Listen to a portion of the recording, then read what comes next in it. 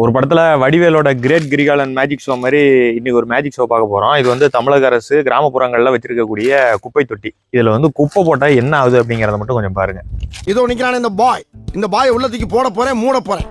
அதுக்கப்புறம் இங்க என்ன நடக்குதுன்னு நீங்க பார்க்க போறீங்க.